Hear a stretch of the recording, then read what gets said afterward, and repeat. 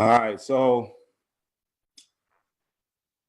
today I got a special guest on today, and he is a good friend of mine, man. And I reached out to him and I asked him, straight up, if at the time wise, I let him know what we had going on, and he basically was like, "Listen, do anything to help, man, and share and help out the parents that's out there.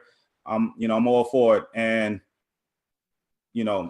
I appreciate coaches like this, man, because it's guys like him that make myself as like a travel ball coach easier, and he's always looking for talent. So it's great that I'm able to, get a guy like this, and he's time wise, he's very busy, but he said, "Yo, D, I got you," and I appreciate it so much. But basically, he was like, "Listen, do anything to we have share."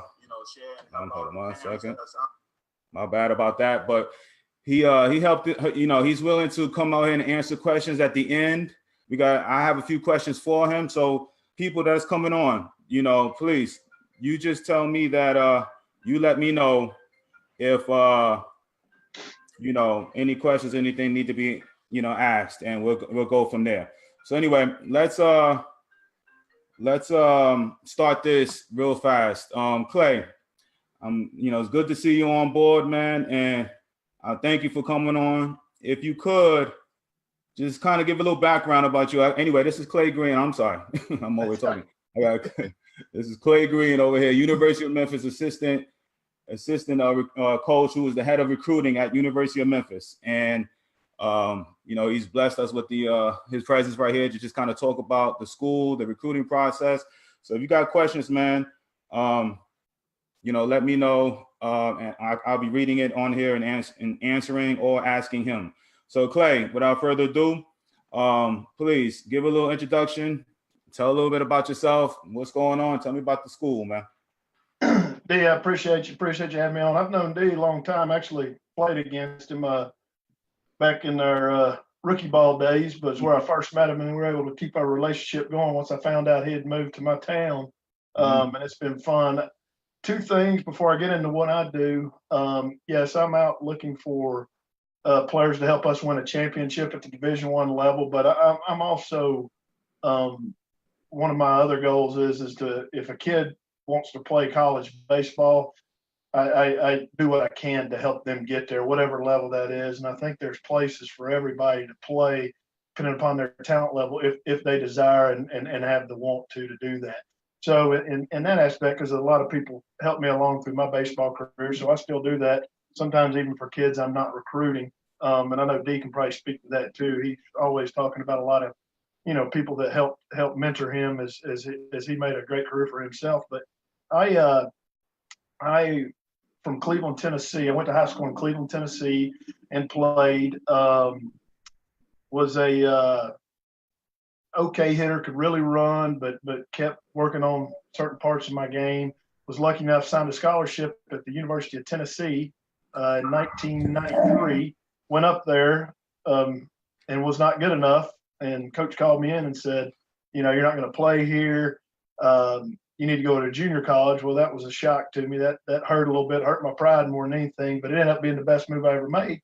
So I went back to Cleveland State, which was a local junior college there in Cleveland, Tennessee, and was able to get at bats, play in the fall and the spring, and honed my skills, and was good enough to go back to Tennessee, where I ended up starting for 2 years, and then was able to get drafted, play with the Giants for 5 years. And then when I was done with that, I got back into coaching as the volunteer at Tennessee, and coached there for 3 years. It's kind of how you get your foot in the door in college coaching, and you don't get paid a lot, hence called the volunteer, but that's one of the spots on the coaching staff. It still is today at every Division I school you have what you call a volunteer coach.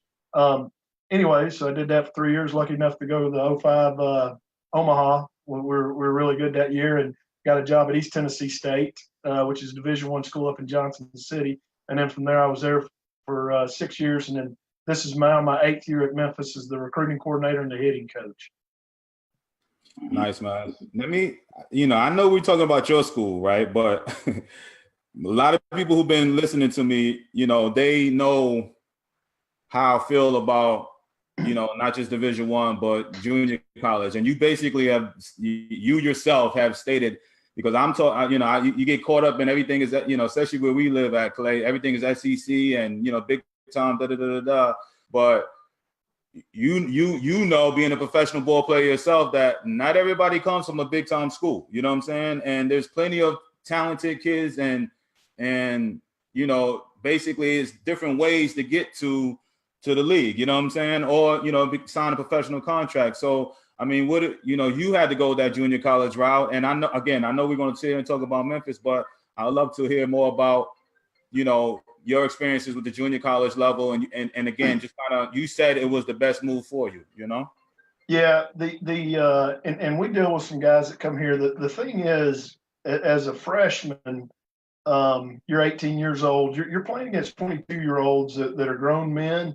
And you may be more talented or whatever, but they have more experience, and experience is still a big deal in college baseball.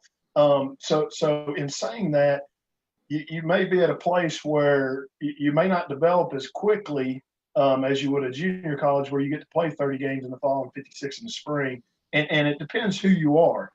If it's a place where you're going to be able to contribute significantly as a sophomore, then I would say, go that route.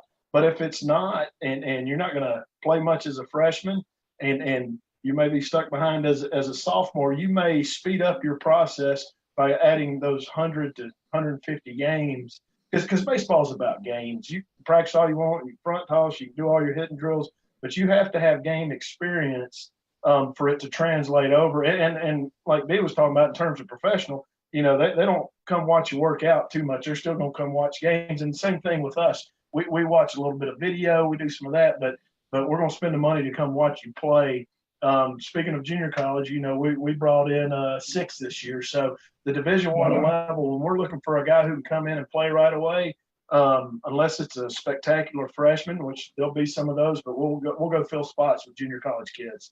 So it helped me. It got me the at bats. If I'd have stayed at Tennessee, I'd probably been I would have been a role player and probably wouldn't have played very much. But I was able to go back up there and play every day for 2 years, and I wouldn't have gotten drafted most likely, because if you're not getting in the game, it's hard to get drafted.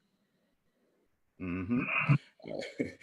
Hey, I've been preaching this so much, man. And I'm glad somebody like yourself is coming on. And I mean, I know my listeners, I know the guys, they hear me, but again, it takes somebody that's, on the grind, doing this every day, recruiting kids on the regular to hear. Because, I know you go around, you hear, and these guys are talking about, hey, I'm a sophomore and I'm signed with the big SEC school, and, and they feel a certain way, but, it's like, what's the sense of going there if you're not going to see the field to the end of your sophomore year, possibly maybe in your junior year? Like what, I'm trying to figure that out. And you just said it, man, it's about games being played, you know what I'm saying?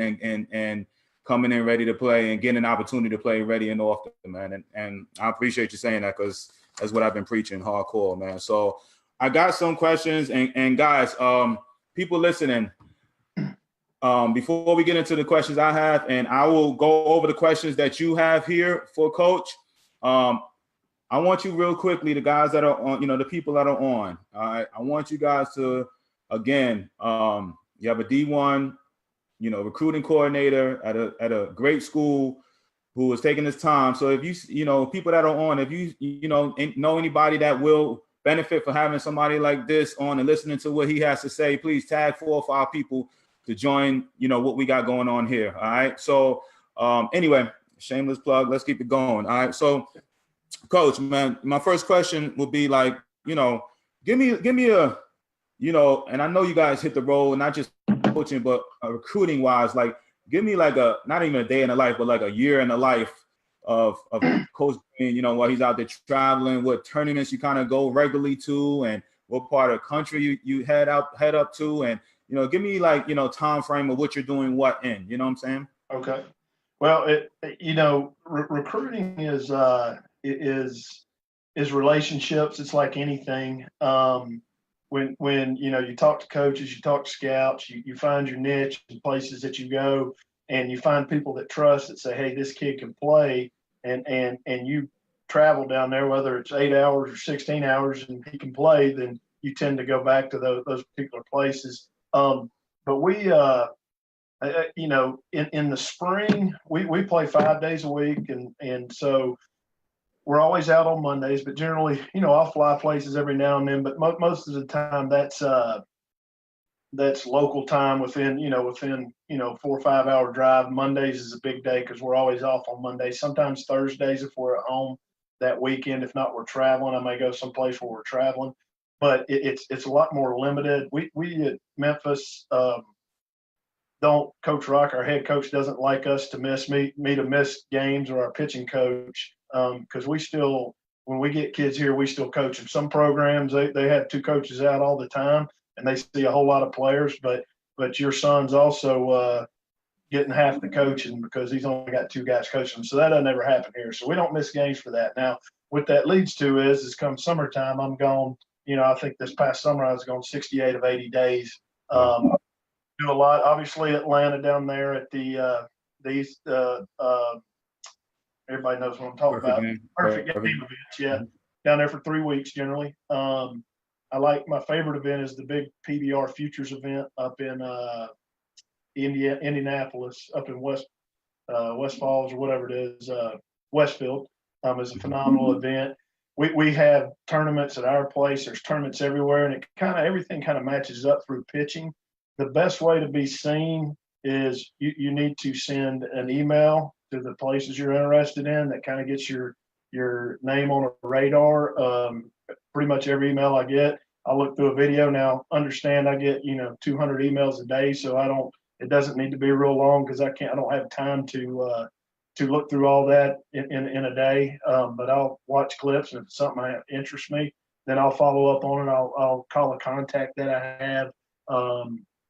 But yeah, so that leads us into, we're having camps here. So there's now the new rule is you can have 3 coaches out. So we're all out pretty much all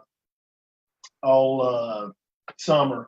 And right now, November, the recruiting period just ended. Again, Atlanta is a great place. I don't necessarily like how it's run, and I know it costs a bunch of money, but for us, from our side of things, I can see the most bang for my buck.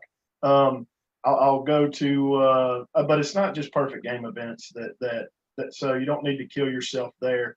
There's different tournaments everywhere and different teams that are playing that we cover, and we go nationwide. But the majority of our kids, are within a certain range. Cool. And then in the fall, we do a lot of JUCO events.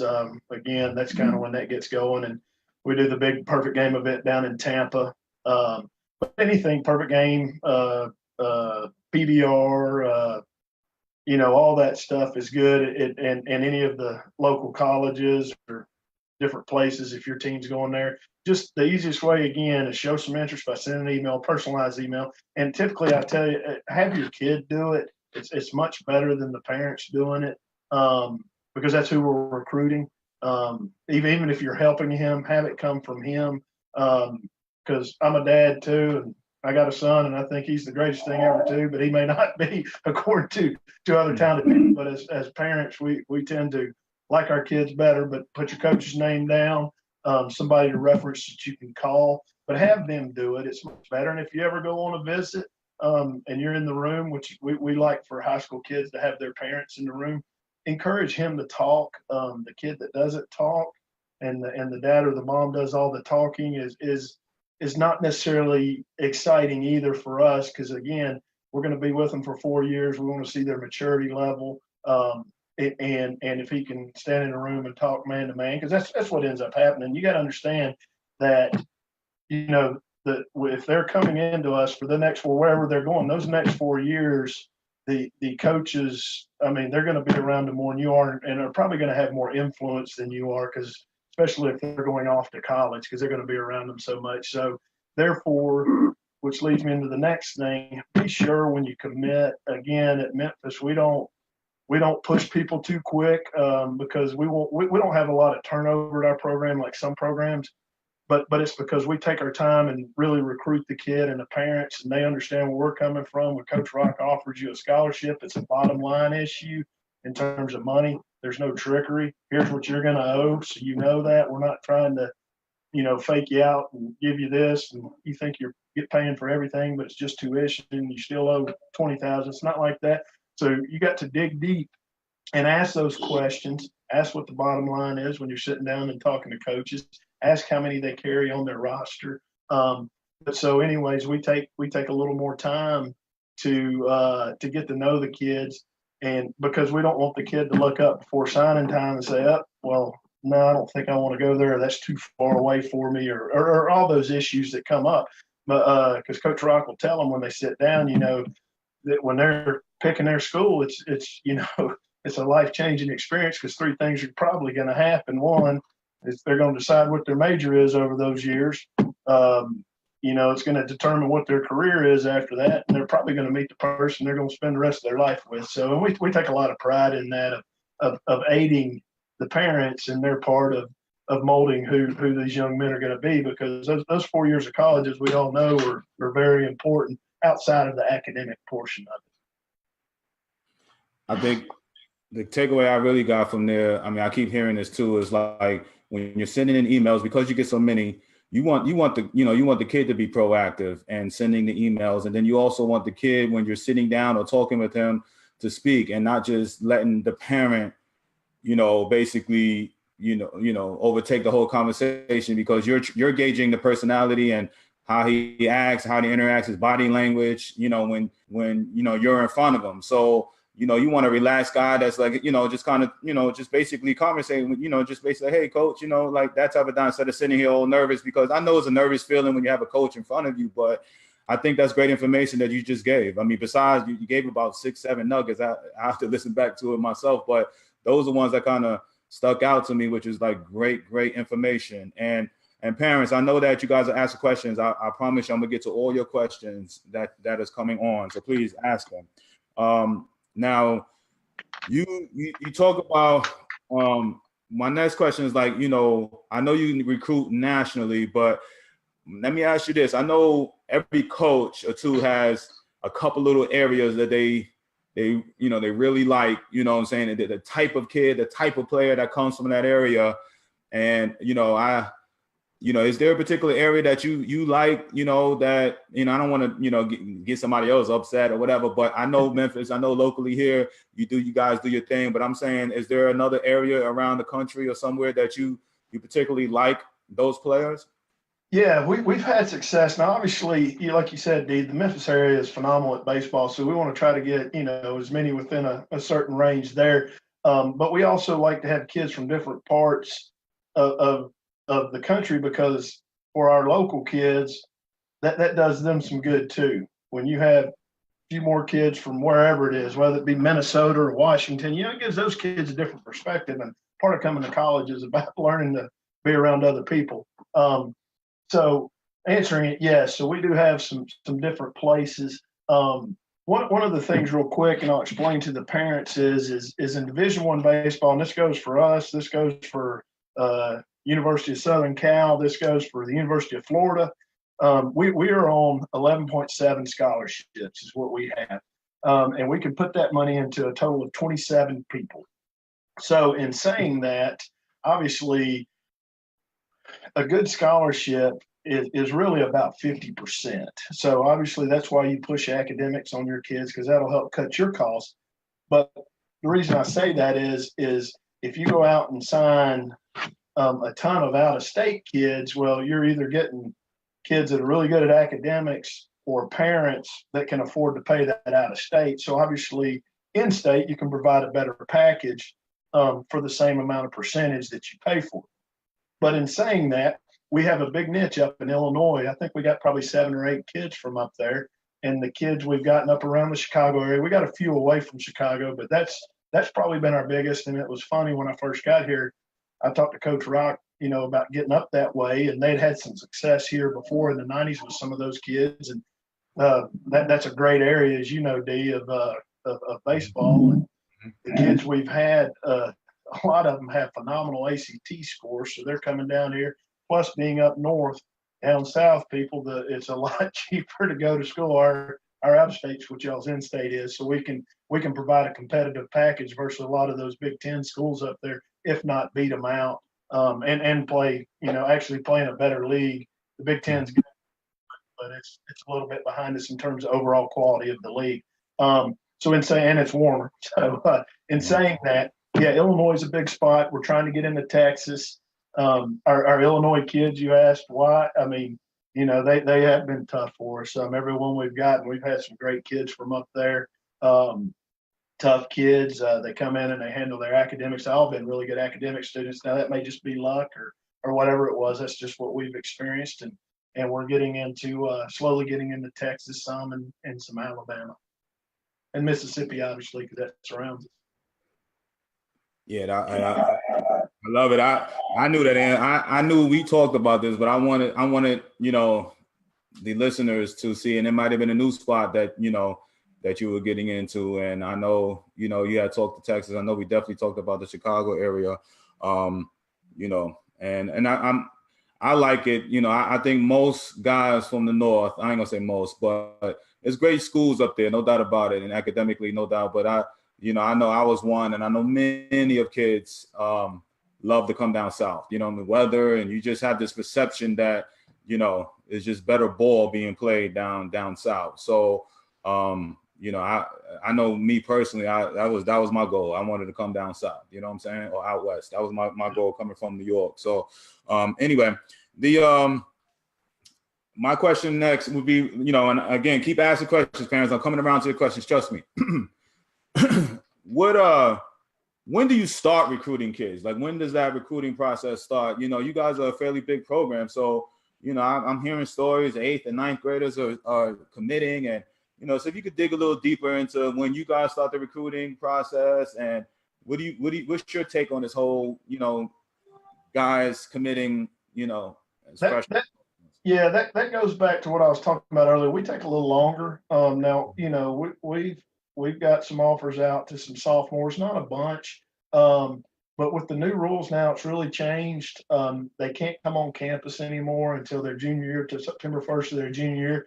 So I'm hoping it slows it down, because it's not fair to the kids. And a lot of these schools that are doing this are, again, they're racking up a whole bunch of commitments. And then if that kid doesn't get any better, well, then they bang him, and he's left without school. Because, again, baseball's still a gentleman game where we, once a kid's committed, most people don't recruit him anymore, don't watch him. So if a kid commits as a freshman and then so-and-so cuts him, and then he calls me up, and I'm like, well, shoot, man, I hadn't really paid attention to you in 3 years. It's just tough, which goes back to the fact that do your homework, study up on that program before you commit. Don't let your son commit because he gets overwhelmed at a big time football game, and it's awesome, and he gets into the emotion. It's a big win, and that happens a lot. And he's like, this is where I want to be, and you hadn't done your research on what's going on. So just avoid that. I don't go to any high school freshman games like JV games, again, because time's valuable. Well, I do see the freshmen play a little bit. I kind of get tabs on them. I would say for us, the big year is that junior year still the big year. That sophomore going into their junior year is the summer is when we really jump on board. We'll see some kids as sophomores in the spring and start on them. But again, we're so limited. That these kids that are committing at a young age are putting a lot of faith into some things, because they technically are not supposed to sit down with the coach. They can call him on the phone, but he can't call them back. And they're not supposed to see the facilities. So they got somebody showing them the facilities that has nothing to do with the program. So you really don't know what you're getting into. So again, we don't want a lot of turnover. We won't, and Coach Rock, we don't cut kids once we commit them, unless there's an issue outside of baseball. So we take a little more time, and we try to make sure we get it right. Awesome. So yeah, I mean, I've been hearing some stuff, man, and it's good to know that you don't cut them, because I've been hearing some crazy stories about guys getting cut at some, and I'm like, man, this you know how this goes. I'm like, man, this is like professional ball. You know what I'm saying? I'm like, man, it has gotten like that. There's a lot of pressure now with things going on, coaches getting hired and fired. So there is some of that, but we just take a little slower approach and try to lock down the proper kid. And again, it's got to be a fit for us, but it's also got to be a fit for y'all. So that's got to be the decision. And that's why even if a kid wanted to jump on board after one meeting, we'd slow him down and say, at least take a couple of days and think about it. Don't just react to because you saw, a big game, a big football or basketball game, and we're super excited about it. Cool. Okay. Well, if you got a little more time, Coach, I'm gonna go ahead and shoot these questions. I got a handful of questions, and I'm gonna just go. And I got David Trevino. David asks, "What's a good way to get your son noticed if you come from a very small 3A school?" That was his question. He basically comes from a small school. How do you look at those kids differently? Playing I guess against lesser competition or what? I would say, no, not necessarily. But again, that's the one good thing about the summer ball is that they're going to play against some good talent when it's all wrangled together. So I would, if I went and saw him in the spring, or he needs to send emails to places he likes, and encourage those coaches to come out and see him and have his coach call or whatever. And then in the summertime, try to put him on as good a team as he can play on, and without breaking your wallet. He'll be seen. If he's good enough, they'll find him. Mm-hmm. Cool. There's also one of the things, and sorry, D, one of the things, if you're interested in a place, what we're doing now as college baseball is we're doing a lot of camps, and there for a while camps really weren't that important. They were just kind of a money maker, but now it's a chance for you to see a younger kid and kind of get in front of the coaches and for the kid to kind of see how the program operates. So that's not a bad idea too. Like I said, I know all this stuff costs money and like I said, I'm getting ready to go through it here in a couple of years with mine, but I would pick out 2 or 3 schools, and you may want to go to a one-day camp. There's no need to go to the week-long camps. The week-long camps are money makers, but a showcase camp they have for a day, that's not a bad idea either, because they're going to be in front of all the coaches. That may click something that the coach likes. Nice. All right, so I got Johnny. I love his name, Johnny Ballgame. He when did college coaches stop asking and talking to the kids' high school coaches? The past year, I have seen a lot of kids sign and commit and never communicate with high school coaches. He's just wondering. No, that's a great question. My boss here, Coach Rock, Sean Rock, we always talk to the high school coach. I'm glad you asked that, and you should. That they get a different perspective. We talk to all the coaches. Again, we're trying to be real thorough with it, and it probably costs us some people because we're a little bit slower, but some still do it, some don't. I agree with you. I wish more did it. Because they have influence on the kid too, as much as the summer ball program does. But we do it here. That's all I can answer. And it's probably been within the last 6 or 8 years. All right. Okay, we got Tracy Griffith asks, showcase versus high school or both? ? I've heard that lately too. A lot of these guys are basically some are even skipping high school ball and just going strictly showcase. What do you think about that? I don't like that at all. I think it's both. There's still value in playing for your school because it means something. There's still something about playing for your community. The negative of showcase baseball is not all of them. Some coaches do a great job of forming a team, but the majority of them, they're bringing kids in and out. So there's no team aspect to it. If you can't function on a team, you can't function in college baseball or pro baseball eventually. I mean, you got to, and because they have no real game experience because they're never asked to bunt in the 7th when the game's on the line, or the pitchers, they throw their 2 innings and they leave and you don't see them for a week.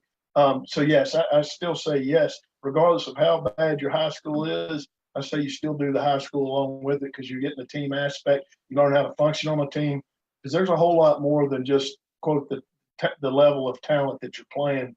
against that is building your son into being the best baseball player he can be. Nice. Okay.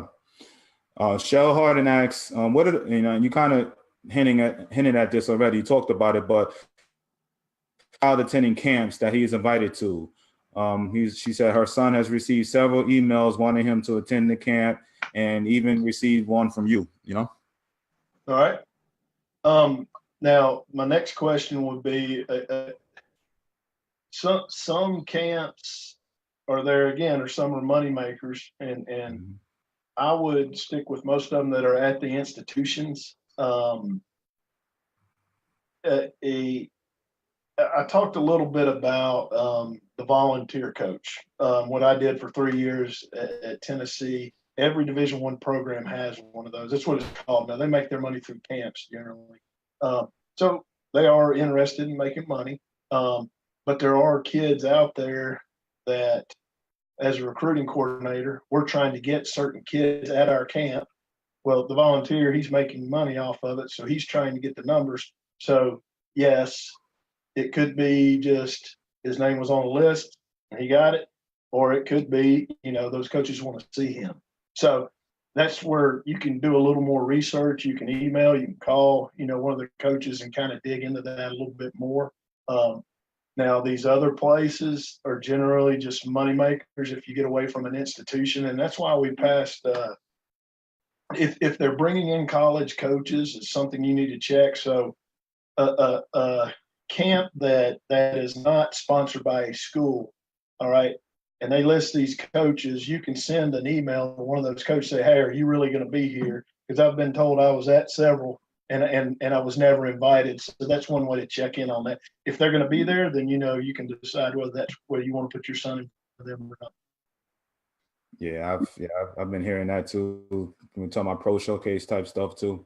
Okay, I got what is the most sought? I got Christopher Gunter asks, what is the most sought after stat when recruiting players? If he's coachable, good grades, strong character, etc. What is the first big stat that must be met to get a second look from a recruiter? Well, probably the first big stat that catches your eye is does he do something baseball wise to catch your eye? If I was laying eyes on somebody I'd never seen, does he run a good time down the first, even though he goes 0 for 4 and they played hard? Does he have a great breaking ball? Is he lighting up the gun? And then it kind of goes from there. But yes, character is huge, and academics, as I said, obviously, first of all, you got to be eligible. But the other side of it is academics. If your kid and another kid are the same, or we determine are in that same grouping, and your son has a 30 ACT and the other kid has an 18, well, I'm probably got a better shot at getting your son because I can put academic money, or he's going to get academic scholarships from the University of Memphis along with his baseball money. We're going to be able to put a better, more attractive package to you. We're going to go after you harder and probably first. But the stuff, again, that we are looking for, negative stuff too, how the kid handles failure, how he handles success. And as the recruiting process goes on, some people don't understand this, but you want to see them when they're not performing well. Not all the time, obviously, but it's I like to see a kid that I'm really on how he handles failure, because again, you get into this level and then they can speak at the big league level, you're gonna have failures. And if you can't handle it, then we need to move on and find somebody else. And that goes for the parents too. Be careful of even if you don't like your coach, don't run and tell college coaches watching how bad that guy is and what he doesn't know, just because whether you would ever do that or not, it sometimes sends a message to coaches and all college coaches and summer ball coaches. We all talk. It's like one big family. So be careful, how you address those problems. That's a nugget right there, parents, right there. That's a nugget right there. All right, Mark Woods asks, from a recruiting standpoint, once you like a kid on video, what follows as far as their investigation, as far as the investigation into a player, stats on perfect game, high school coaches, etc. I know, some of these are going to repeat themselves, but I just want to make sure Right. they get the questions answered. Okay, so I get a video from a kid. I look there. I like him. First thing I'm going to do, I'm going to send him back an email. Thank you for your interest. I'm going to send him a questionnaire with that. If he's a freshman or a sophomore, that's all I can do. I can't call him or anything. I can send him a questionnaire, and I got to be real bland with my email. I can't really recruit from that per NCAA rules. And then what I'll do is I'll say, hey, send me a spring and summer schedule, and then hopefully I'll get that back. And then back to the parent that asked the question before about the camp stuff, that also is another rule we can kind of cheat. We can send out camp stuff to kids who are not juniors yet.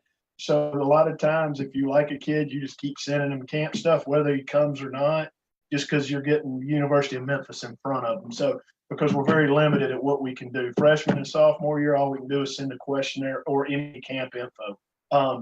Once they hit junior, boom, then we can call, they can call, we can send. So anyway, so I get the questionnaire in his hands. When I get that info back, unless it's already in the email, then I can call coaches, or I may know somebody who knows somebody, and I can start digging in on that and see where this kid is. I look at PBR and perfect game stats, but sometimes they're not updated. Those aren't the end all be all. They're good to look at, but they're again, a kid does a thing at perfect game as a freshman, and then he grew 6 inches. Sometimes it's not always accurate, so you got to be careful.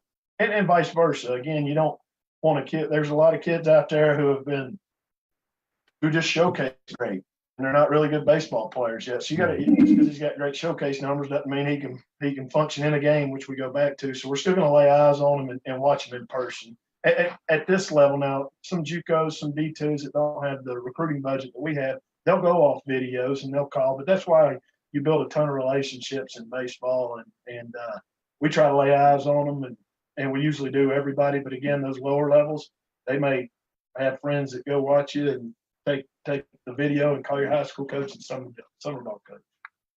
No, that's all. I love that part when you talk about the perfect game player and the guy who really don't necessarily know the game, but the measurables are there, and he can hit the home runs, he can throw and all that stuff. But when it comes to baseball IQ, it ain't there. Yeah. That's awesome right there what you said. Anyway, I got Bruce Nation. He says his son is playing JUCO in Orange County, California. Do you recruit a lot of JUCO guys? And again, you've said it a couple of times, but we do. Again, you typically go after a junior college guy to fill a spot. One thing too, parents to understand is you're going through and assessing your team as you're playing your season. Things change. Again, we're paid to win games, so you may feel like, well, this kid isn't progressing as quickly as I wanted him to. Well, boom, I go out and I grab a junior college kid. So yes, California is a great place to play, and but the junior college kid needs to do the same thing. I mean, I talk to as many coaches as I can every day, spend all day on the phone. But your son may be he may want to go to such and such school. Reach out to him and let him know that's just an easy way. And then he may never respond to you, but he's out there watching a game, and your son gets 2 hits. He looks down at the roster and sees that his I kind of remember that name. I think that kid sent me something, and that may lead to the whole process. So, which brings me to another point. Always make sure if your son's playing on a team and the coach doesn't have a roster, ask to do one or get him to do one, because that is the most frustrating thing when we go. If you asked all coaches, and we go and I don't have a roster, and he hands you the lineup sheet, that's not what you want. Y'all are paying good money to play. The coach needs to have a roster, because that's a lot of info that we need: phone numbers, email address, and his name, and have the right number beside his name, especially at those larger tournaments. No, that's I got caught up there last year with that. I brought some kids from other organizations last minute, and I ain't had, it was like you get caught, But anyway, I got my boy Carlo. What's up, Pudgy? We got my boy Pagan wants to ask, what does it take for a kid from Puerto Rico to play for your program? Do you recruit outside of the country? Do you yeah. We do. You know, again, establishing a relationship is the biggest thing. We haven't had one since I've been. Well, we have one Canadian kid, and our school's very friendly to internationals, so that's not an issue. The issue is you know, again, matching up when to see them, that type stuff. How good the video is, you know, send some video. It's the same process. And no, we don't have a problem with that at all. Cool. All right. Jacob asks, got an email stating invitation only to a showcase. Is that legit or just a moneymaker?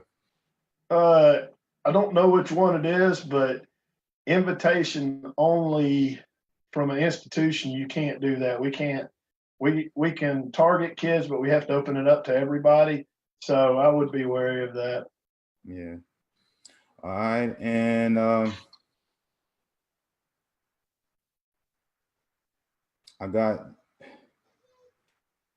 he said, my boy Jesse asked what one of his friends and a former MLB player's son got cut from a D1. The reasons was that he got mixed up with the numbers game. I guess, you know, got cut because of the numbers game. And he was a top player from Vegas. Is numbers such a big factor? Is he not, if he's not performing? Well, what again? So I explained the scholarships. You get 27 kids on scholarship. You have a total of 35 on your roster. So we recruit. Before I get into that, we recruit our walk-ons, what we would call walk-ons. They're called recruited walk-ons because we have 8 spots a year that those guys aren't getting any amount of money. You watch the 2 finalists in Omaha this year, they had 8 kids on each of those teams that was not getting a dime, that was paying full everything. And they could have had some kids playing. I mean, we've had kids come in that have been drafted. We got one right now, a left-handed pitcher is going to be a pretty decent draft. That was a walk-on that kept getting better. And, you know, some coaches will give them money as they get into their junior, senior year. They can earn it. Doesn't always happen, but they do. I know Coach Rock does that a lot here. But so in saying that, what some of these schools are doing is they're bringing in 50, 55 guys, and they are cutting it down. You have to have your roster turned in by February 1st, and they're cutting it down. Now, the negative is at the Division I level, if you make it to that February 1st and get cut, then you have burnt a year. You can use it as a red shirt, but you can't transfer and be eligible at another Division I that next year. So you'd have to sit out again or go down a lower level. So you got to be careful with those schools that are doing that, because it's screwing the kid. It's not fair. Because we still have the no transfer rule in terms of you have to sit out a year in residence. So he would have to go wherever Division I he went to. And again, with 11.7 scholarships, he's probably not going to get any scholarship money to come sit on the bench because we can't afford it. He may get it the following year, but so you typically end up at a junior college or a low level. So you got to be careful of that. That's something that's not hard to research, that's out there. But yes, so that kid, just, I mean, it sucks.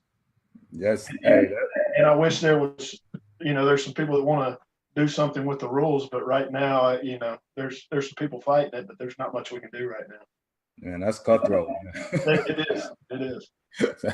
I mean, there's a lot, man. I'm telling you, man, they'll bring in 55 kids and cut it down. I mean, so there's 20 kids. So if you see, if especially, you know, if you start seeing those commitments, the other thing is now, and this is not always good, because when you make a commitment, you want to stick with your commitment, but nothing is recognized by the commitment. So if you commit to a school and then next thing you know, they've got 20 kids committed.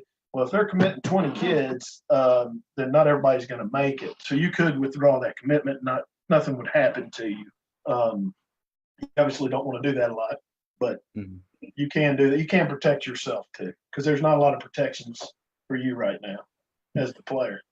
I was told the other day, one of my boys, that the D1 coaches are calling them maybe a week or a few days before the signing period and basically trimming it down then. You know what I'm saying? I guess compared to what you just said, I guess that's better than – I thought that was cutthroat. But, man, to bring them on campus and then get them over to February and burn a year out of eligibility for him, oh, man. you know. Yeah, no, they're doing them a favor if they cut them before scholarship time. Yeah, once you get on campus, you're considered there. So it's again, that's where parents, you can help the kid from making too quick of a decision. Is when that's when that happens. They get caught up into whatever emotion. Again, we're dealing with 14, 15, 16, 17-year-olds, and y'all know how they are. Y'all are parenting them right now, so the emotions can go quickly, and it may not be the right spot for them. Yeah. I preached this already, man. I'm glad you know listening, Clay. I think, well, that's all the questions I have. Clay, again, brother, this is greatly appreciated. I know the parents on here have gotten great information. I'm learning. You know what I'm saying? Right. I have to listen to this again because spit out about 30, 15, 20 different things that I didn't know about this whole thing because you know my background more than anybody, Clay. I'm a pro guy, so it's like and I wasn't a real recruit, college wise. I didn't really go hard at that. I was a football player, so this information. I know things have changed since we were coming up, but it's just still great information, dude, and I appreciate it, man. I appreciate it, and I know everybody on here will have to listen back to this and tag your people on this, man. Some great information that Coach Greene has just shared. So Clay, I appreciate it, brother.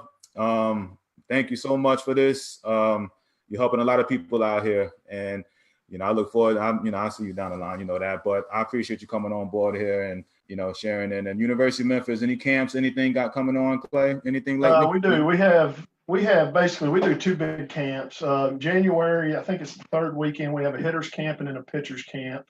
That are both pretty good. All the coaches will be here. That's when we do them. They're both kind of in the life of a Memphis player. Winter time, we do eval stuff as much as we can do, depending upon the weather. And we have an indoor and stuff, but it's not the same as being on the field. But it's a good camp. Our big one is in September, or actually it's in August, like the 2nd or 3rd week in August is our big showcase camp. So, but no, it's good, especially if your son's a freshman or a sophomore. Camps are really good for them. If they're a junior, send the schedules, and like I said, if it matches up, we'll come see them play for sure. Cool.